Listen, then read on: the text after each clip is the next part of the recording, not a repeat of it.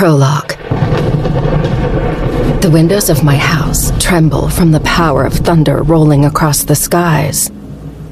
Lightning strikes in the distance, illuminating the night. In that small moment, blinding light showcases the man standing outside my window, watching me. Always watching me.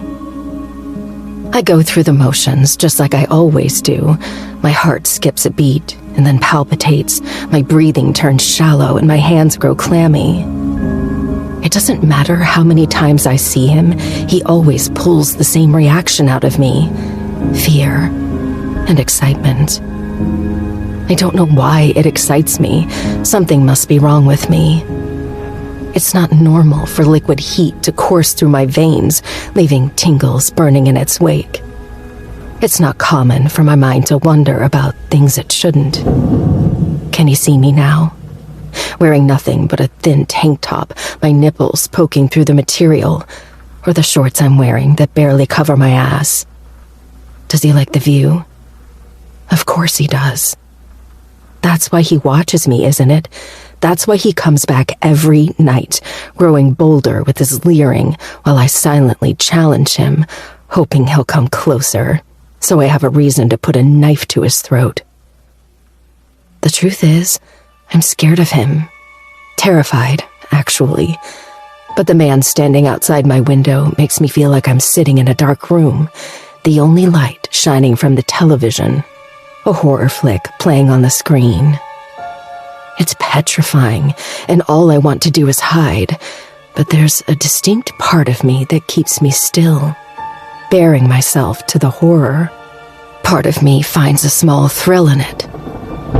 It's dark again, and lightning strikes further away. My breathing continues to escalate. I can't see him, but he can see me. Ripping my eyes from the window, I turn to look behind me in the darkened house, paranoid he somehow found a way inside. No matter how deep the shadows go in Parsons Manor, the black and white checkered floor always seems visible. I inherited this house from my grandparents. My great-grandparents built the 3-story Victorian home back in the early 1940s through blood, sweat, tears, plus the lives of 5 construction workers. Legend says, or rather, Nana says, the house caught fire and killed the construction workers during the building structure phase.